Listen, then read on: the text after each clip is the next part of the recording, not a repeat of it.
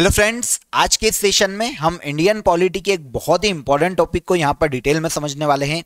ऐसा टॉपिक जो कि किसी भी स्टेट पीसीएस की मेंस में काफी पूछा जाता है। आज हम जानेंगे कि कोई भी बिल कानून कैसे बनता है। तो जैसा कि आप सभी जानते हैं कि भारत एक पार्लियामेंट्री डेमोक्रेसी है और इस पार्लियामेंट्री डेमोक्रेसी में नागरिकों के अधिकारों को सुरक्षित रखने के लिए, देश के विकास के लिए समय समय पर अलग अलग कानून और अधिनियम की आवश्यकता होती है। पर यह कानून बनाएगा कौन? तो इसके लिए भारतीय संविधान में विस्तार से वर्णन किया गया है और बताया गया है कि यह जो अधिकार है इंडियन पार्लियामेंट को दिया गया है। भारत की जो संसद है, इंडिया की जो पार्लियामेंट है, वो पूरे देश के लिए कानून बनाने का अधिकार रखती है और ये जो कानून है एक बिल के माध्यम से लाया जाता है।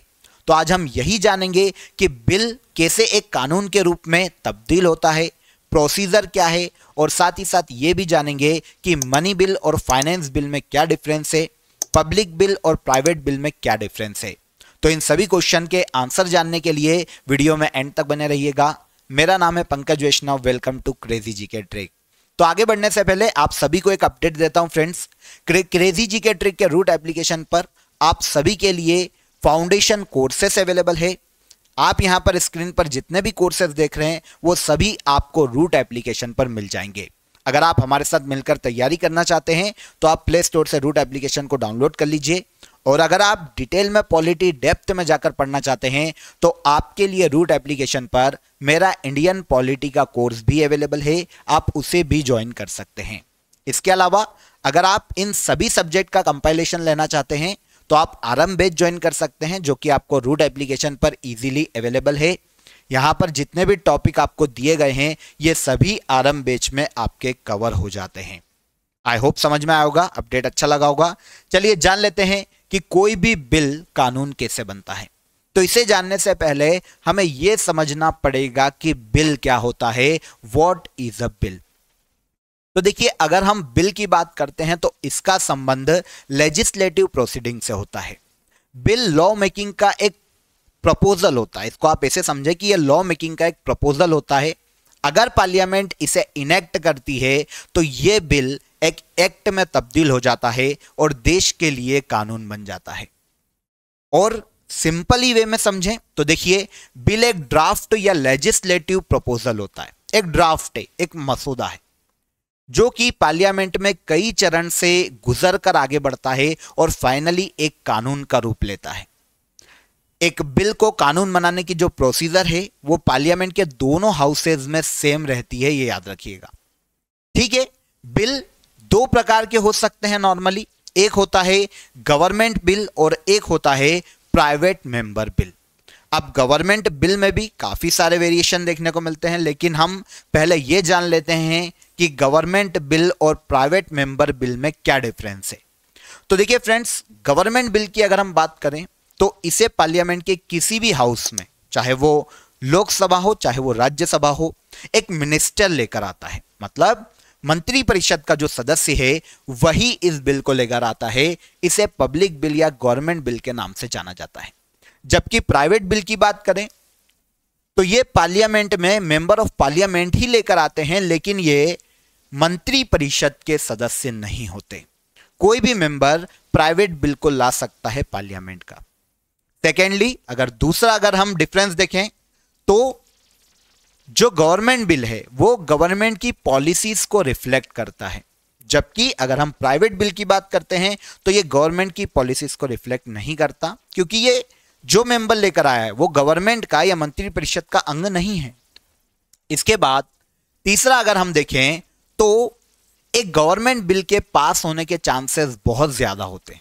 गवर्नमेंट बिल, क्योंकि आप समझिए एक मिनिस्टर लेकर आया है तो लोकसभा में जिसका बहुमत है, जिस पार्टी का, वो उस बिल को कभी भी लोकसभा में गिरने नहीं देगी।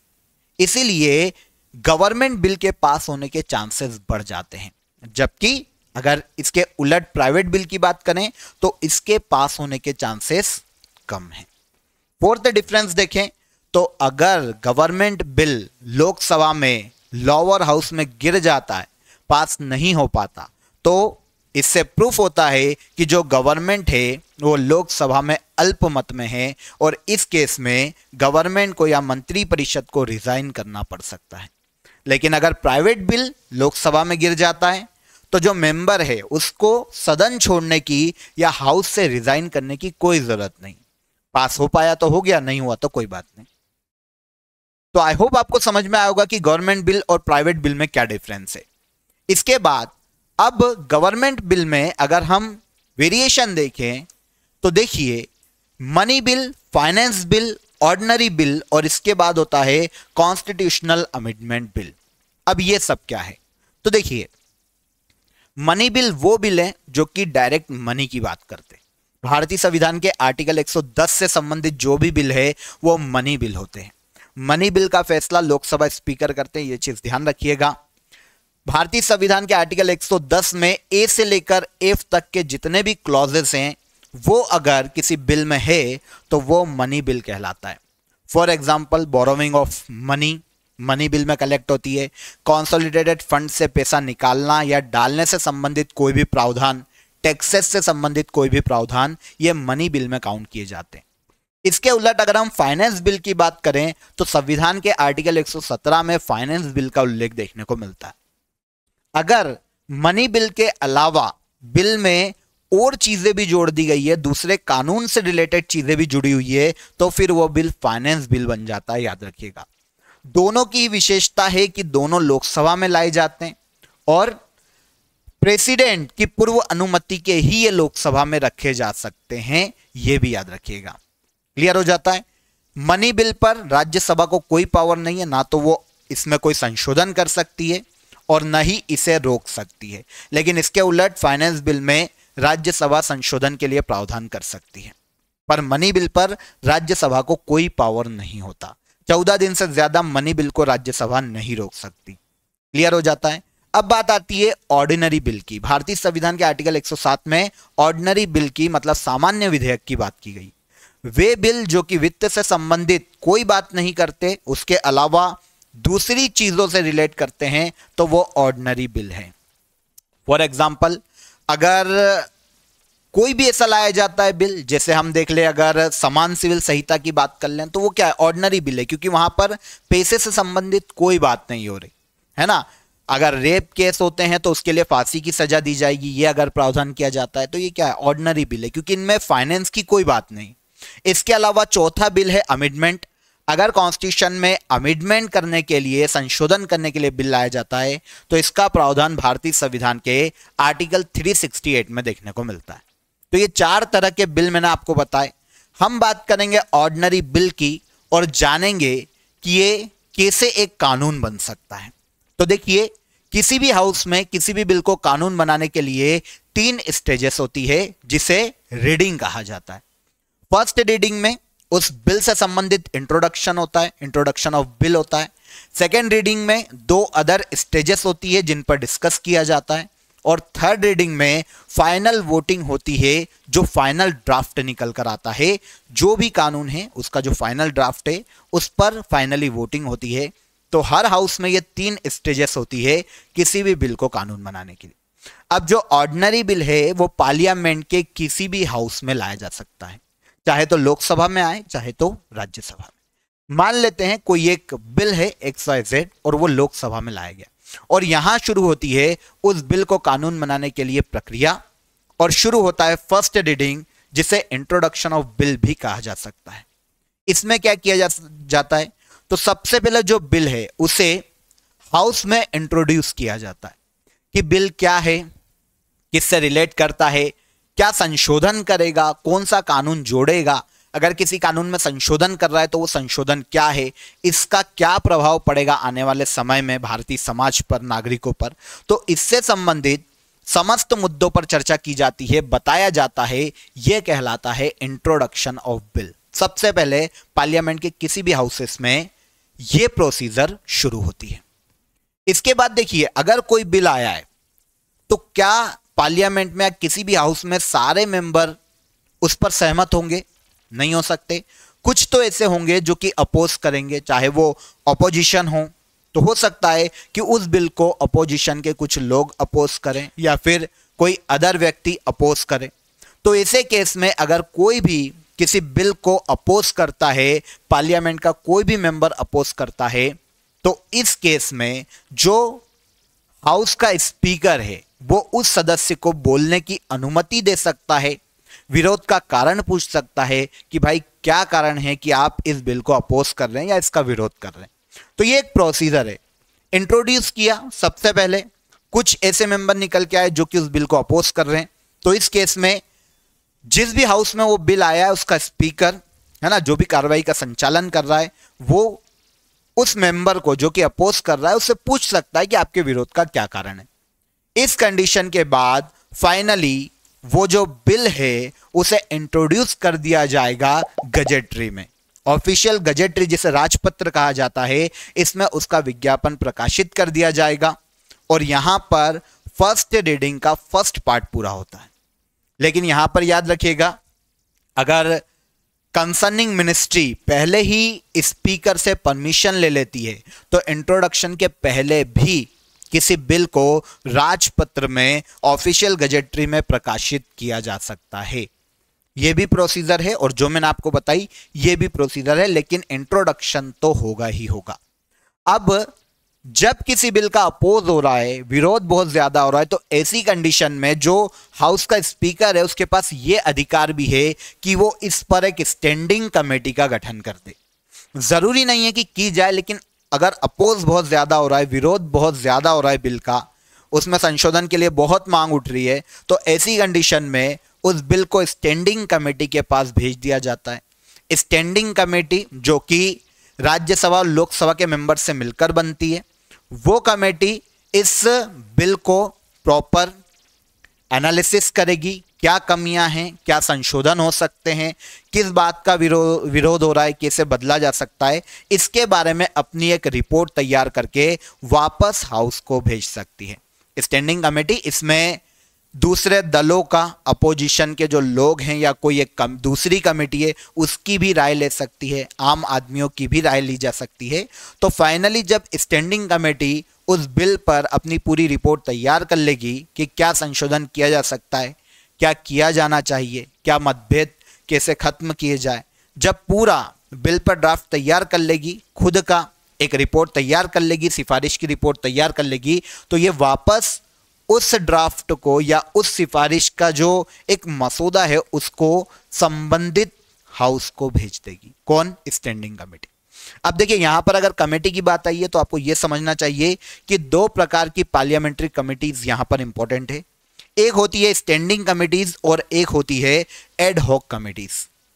स्टैंडिंग कमेटी अगर हम इनकी बात करें तो ये स्थायी समितियां हैं, ठीक है। बिल को अगर अपोज होता है तो उसको स्टैंडिंग कमेटी के पास भेजा जाता है। इसके अलावा एड हॉक कमिटीज जो कि अस्थायी कमेटी है, समय समय पर अलग अलग पर्टिकुलर मुद्दों के लिए इसका गठन किया जाता है। जरूरी नहीं है कि यह अस्तित्व में हमेशा रहे या हमेशा गठित की जाए। अलग अलग कोई मुद्दा आते जा रहा है तो उस पर एड हॉक कमेटी का गठन अलग अलग समय पर किया जा सकता है। इसीलिए ये कमेटीज अस्थायी समिति है और स्टैंडिंग कमिटीज एक परमानेंट कमिटीज होती है, ठीक है। अब यहां पर जब स्टैंडिंग कमेटी ने अपनी रिपोर्ट सबमिट कर ली, किसको? हाउस को, तो यहां पर फर्स्ट रीडिंग पूरी होती है और शुरू होती है उस हाउस में उस बिल से संबंधित सेकेंड रीडिंग। अब सेकेंड रीडिंग में उस जो स्टैंडिंग कमेटी ने ड्राफ्ट भेजा है, जो सिफारिश भेजी है, उसको जोड़कर बिल पर फिर से जनरल डिस्कशन किया जाता है। अब जब जनरल डिस्कशन किया जाता है सेकेंड रीडिंग में, ये सेकेंड रीडिंग का फर्स्ट स्टेज है, क्योंकि मैंने आपको शुरुआत में बताया था इसके भी दो स्टेजेस होते हैं।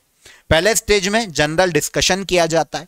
अगर यहां पर भी स्टैंडिंग कमेटी की रिपोर्ट के बाद भी, उसकी सिफारिश के बाद भी अगर अपोज हो रहा है बिल, अगर विरोध कहीं ना कहीं आ ही रहा है, तो इसी कंडीशन में पुनः जो हाउस है वो उस बिल को सिलेक्ट कमेटी या दोनों हाउसेस की ज्वाइंट कमेटी को भेज सकती है। अब ये जो ज्वाइंट कमेटी या फिर ये जो सिलेक्ट कमेटी है, ये उस बिल को क्लॉज बाय क्लॉज पूरा की पूरा एनालिसिस करेगी, एक एक क्लॉज पर देखेगी कि क्या विरोध आ रहा है, कैसे संशोधन किया जा सकता है, कितना अच्छा और बनाया जा सकता है। इस आधार पर सिलेक्ट कमेटी या ज्वाइंट कमेटी भी अपनी रिपोर्ट तैयार करेगी और फाइनली इसे भी हाउस को भेज दिया जाएगा। अब हाउस को जब सिलेक्ट कमेटी या ज्वाइंट कमेटी की रिपोर्ट भेज दी जाती है, सिफारिश भेज दी जाती है तो सेकेंड रीडिंग का सेकेंड स्टेज शुरू होता है और इसमें एक एक जो क्लॉज है बिल का उस पर फाइनल वोटिंग करवाई जाती है। यहां पर यह समझना, अभी जो सेकेंड रीडिंग हमारी चल रही है उसकी जो सेकेंड स्टेज है इस पर एक एक क्लॉज पर वोटिंग हो रही है। एक एक क्लॉज पर वोटिंग होती है, जैसे ही मेजोरिटी से पास हो गया उस क्लॉज को जोड़ दिया जाता है कि भैया ये फाइनल हो गया है, अब इस पर कोई विरोध नहीं। ठीक है, इस केस में क्या होता है कि अगर कोई पार्लियामेंट का या उस हाउस का मेंबर है, अगर वो अपना कोई संशोधन देना चाहता है, देखिए अभी तक तो उसने कुछ नहीं दिया, लेकिन कोई मेंबर अगर अपना संशोधन देना चाहता है तो वो उस संशोधन को स्पीकर के सामने रख सकता है कि भैया इस बिल में मैं ये बोल रहा हूं कि ऐसा संशोधन होना चाहिए। तो उस मेंबर का उस संशोधन जो वो बता रहा है उसको स्पीकर एक्सेप्ट करेंगे और उस पर भी वोटिंग करवाएंगे। अगर उस पर मेजोरिटी से वोटिंग मिल जाती है तो उसको भी उस पर्टिकुलर बिल में जिसे कानून बनाया जाना है उसमें जोड़ लिया जाता है। अब फाइनली एक एक क्लॉज पर यहां पर फाइनल वोटिंग हो जाती है। अब एक एक क्लॉज पर जब वोटिंग हो गई तो फाइनल एक ड्राफ्ट मिलता है जो कि पूरी तरह से शुद्ध है, हम ये बोल सकते हैं। तब शुरू होती है फिर थर्ड रीडिंग। इसमें कुछ नहीं है, थर्ड रीडिंग में जो फाइनल ड्राफ्ट निकल कर आया है, एक एक क्लॉज जो कि मेजोरिटी से पास होकर आया है, अब वो जब पूरा इकट्ठा होता है और फाइनल ड्राफ्ट बनता है तो उस फाइनल ड्राफ्ट पर फाइनल वोटिंग करवाई जाती है। अब ये लास्ट वोटिंग है, फाइनल ड्राफ्ट मिल गया, अब इस पर सदन में वोटिंग कराई जाएगी थर्ड रीडिंग में। अगर ये मेजोरिटी से पास हो जाती है तो फिर इसको दूसरे हाउस में भेज दिया जाएगा। स्पीकर फिर से पूछेंगे कि अभी ये रखा है हमारे पास फाइनल ड्राफ्ट, अभी भी आपको कुछ लग रहा है तो आप बता दो कि क्या क्या संशोधन किया जा सकता है, नहीं तो फिर हम इस पर वोटिंग शुरू करें। क्योंकि अब मुझे लगता है थर्ड रीडिंग तक आते आते किसी को कोई आपत्ति नहीं होना चाहिए, कोई विरोध नहीं होना चाहिए, क्योंकि पहले ही एक एक क्लॉज पर भी वोटिंग की जा चुकी। तो अब जो फाइनल ड्राफ्ट आया उस पर फाइनल वोटिंग होती है और अगर वो बिल पास हो जाता है तो फिर उसको दूसरे हाउस में भेज दिया जाता है। लेकिन ऐसा बिल ऑर्डिनरी बिल होना चाहिए और ऑर्डिनरी बिल को याद रखिएगा सिंपल मेजोरिटी से ही सदन में पास किया जाता है। सिंपल मेजोरिटी कितनी होती है? 50% प्लस, ये सिंपल मेजोरिटी। लेकिन अगर ऐसा बिल अमेंडमेंट के लिए हो, संविधान संशोधन का बिल हो, तो इस केस में जो मेजोरिटी चाहिए वो 2/3 की चाहिए। उपस्थित और मतदान करने वाले जो मेंबर हैं उनका 2/3 की मेजोरिटी चाहिए होगी। और अगर ऐसा कोई अमेंडमेंट है जो कि भारत के फेडरल सिस्टम को इफेक्ट करने की बात कर रहा है तो 2/3 मेजोरिटी के साथ साथ आधे से अधिक राज्यों की विधानसभाओं में भी उसे सिंपल मेजोरिटी से पास होना चाहिए। तो ये संविधान संशोधन का केस थोड़ा सा अलग है। यहां पर मेजोरिटी या तो 2/3 चाहिए या 2/3 के साथ आधे से अधिक स्टेट की विधानसभाओं की भी सिंपल मेजोरिटी चाहिए होगी। लेकिन ऑर्डिनरी बिल है, सामान्य बिल है, तो फिर 50% प्लस मेजोरिटी से वो पास हो जाए बिल तो उसे दूसरे हाउस में भेज दिया जाएगा। अब दूसरे हाउस में भी 3 रीडिंग से होकर वो बिल गुजरता है, सेम रीडिंग है। लेकिन याद रखिएगा क्योंकि उसे राजपत्र में गजेटरी में जारी कर दिया गया था, इसीलिए इंट्रोडक्शन वाला पार्ट छोड़ दिया जाएगा और उसके बाद सारी स्टेजेस कंटिन्यू की जाएगी। फाइनली वहां पर भी थर्ड रीडिंग के बाद उस पर वोटिंग होगी और सिंपल मेजोरिटी अगर वहां भी मिल जाती है तो वो बिल भेज दिया जाएगा प्रेसिडेंट के सिग्नेचर के लिए, क्योंकि दोनों हाउस में वो क्या हो चुका है, पास हो चुका है। ये बात हो रही थी एक ऑर्डिनरी बिल की। लेकिन इसके उलट अगर हम मनी बिल की बात करें तो मनी बिल में जैसा कि मैंने आपको बताया इसे हमेशा लोकसभा में ही रखा जा सकता है, ध्यान रखिएगा। मनी बिल टैक्स की बात करें, बोरोविंग ऑफ मनी की बात करें, कंसोलिडेटेड फंड की बात करें, उससे पैसा निकालने या डालने की बात करें, तो ये अगर बिल है तो ये मनी बिल है। लेकिन फैसला कौन करेगा? तो इसका फैसला लोकसभा स्पीकर के द्वारा किया जाता है और ये प्रेसिडेंट की पूर्वानुमति से ही, उसकी स्वीकृति से ही लोकसभा में रखा जा सकता है और हमेशा लोकसभा में ही आएगा मनी बिल। ऑर्डिनरी बिल किसी भी हाउस में आ सकता है, लेकिन मनी बिल और फाइनेंस बिल लोकसभा में ही आते, याद रखिएगा। हम मनी बिल की बात कर रहे हैं तो क्या है मनी बिल, मैंने आपको बता दिया। मनी बिल हमेशा लोकसभा में आएगा, लोकसभा में इंट्रोड्यूस किया जाएगा। राज्यसभा मनी बिल को 14 दिन से ज्यादा नहीं रोक सकती। राज्यसभा इसमें कोई अमेंडमेंट नहीं कर सकती, केवल अपना रिकमेंडेशन दे सकती है कि भैया अगर आप बदलाव कर सकते हो तो ये हम बता रहे हैं कर लो। पर अगर लोकसभा नहीं भी करती ना तो कोई दिक्कत नहीं। और अगर राज्यसभा 14 दिन में पास करके मनी बिल को पास करके लोकसभा को वापस नहीं भेजती तो लोकसभा मान लेगा कि मनी बिल पास हो गया है और वो प्रेसिडेंट के पास भेज देंगे सिग्नेचर के लिए।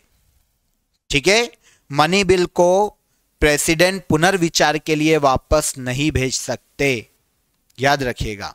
ऑर्डिनरी बिल को भेज सकते एक बार पुनर्विचार के लिए, लेकिन मनी बिल को नहीं भेजा जा सकता। अब किसी भी ऑर्डिनरी बिल पर एक और प्रक्रिया हो सकती है जिसे कहा जाता है जॉइंट सिटिंग। याद रखना, जॉइंट सिटिंग कभी भी संविधान संशोधन और मनी बिल पर नहीं लाई जा सकती। यह हमेशा ऑर्डिनरी बिल पर आएगी। भारतीय संविधान के आर्टिकल 108 में इसकी प्रोसीजर दी गई है। क्या है जॉइंट सिटिंग? तो अगर किसी भी ऑर्डिनरी बिल को एक हाउस में पास होने के बाद दूसरा हाउस रोक लेता है, ज्यादातर राज्यसभा ही रोकती है, अगर उस बिल पर सहमति नहीं बन रही है, राज्यसभा ने रिजेक्ट कर दिया या 6 माह से ज्यादा रोक लिया, तो ऐसी कंडीशन में काउंसिल ऑफ मिनिस्टर की सिफारिश पर प्रेसिडेंट आर्टिकल 108 के तहत उस ऑर्डिनरी बिल पर जॉइंट सिटिंग बुला सकते हैं। दोनों सदनों की जॉइंट सिटिंग होगी। अब उस जॉइंट सिटिंग में जितने भी मेंबर है वो उपस्थित और मतदान करने वाले मेंबरों का 50% मेजोरिटी चाहिए होगा, 50% प्लस, मतलब सिंपल मेजोरिटी चाहिए होगी उस बिल को पास कराने के लिए। यह जॉइंट सिटिंग है, लेकिन यह कभी भी मनी बिल और संविधान संशोधन अमेंडमेंट पर नहीं लाई जा सकती। क्लियर हो जाता है? अब अगर कोई भी बिल, ऑर्डिनरी बिल, दोनों हाउसेस में पास होने के बाद प्रेसिडेंट के पास जाता है तो प्रेसिडेंट के पास उस बिल पर 3 पावर है। या तो उसे विथहोल्ड कर ले, अपने पास होल्ड करके रख ले, या तो फिर रिकंसिडरेशन के लिए भेज दे, पुनर्विचार के लिए भेज दे, या फिर थर्ड उस पर अपने साइन कर दे, अपनी स्वीकृति दे दे। ऐसे केस में अगर स्वीकृति देते हैं, साइन कर देते हैं, तब तो बिल कानून बन गया।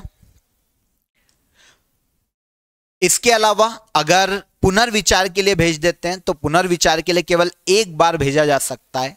एक बार भेजने के बाद अगर वापस वो उसी फॉर्म में आ जाता है, या तो चेंज होकर आ जाए वापस पार्लियामेंट से, तब तो फिर दूसरी बार साइन करनी पड़ेगी। और अगर चेंज होकर नहीं भी आता तो भी प्रेसिडेंट को उस बिल पर दूसरी बार में साइन करनी पड़ेगी, ऑर्डिनरी बिल पर, ध्यान रखना। और या फिर विथहोल्ड कर ले, अपने पास रख ले, वीटो का उपयोग भी कर सकते हैं किसी ऑर्डिनरी बिल पर, याद रखिएगा। क्लियर हो जाता है? तो यहां पर मैंने आपको पूरी प्रोसीजर बता दी है कि कोई बिल कानून कैसे बनता है, कैसे पार्लियामेंट में लाया जाता है, पार्लियामेंट में प्रोसीजर कैसे आगे बढ़ती है, और फाइनली प्रेसिडेंट के क्या क्या राइट किसी बिल पर हैं, इनके बारे में भी मैंने आपको डिटेल में यहां पर समझाया है। आई होप आपको पूरा सेशन समझ में आया होगा। एक एक चीज, एक एक फैक्ट जो यहां पर मैंने आपको बताया वो आपको क्लियर हो गया होगा। अगर आप हमारे आरएम बैच को ज्वाइन करना चाहते हैं या फिर किसी भी सब्जेक्ट में एनरोल होना चाहते हैं तो आप प्ले स्टोर से रूट एप्लीकेशन को डाउनलोड कर लीजिए। यहां पर आपके लिए काफ़ी सारा स्टडी मटेरियल भी फ्री ऑफ कॉस्ट अवेलेबल है, तो आप उसका भी फायदा उठा सकते हैं। आई होप सेशन अच्छा लगा होगा। नेक्स्ट सेशन में मुलाकात करते हैं, तब तक अपना ख्याल रखिए। जय हिंद, जय भारत।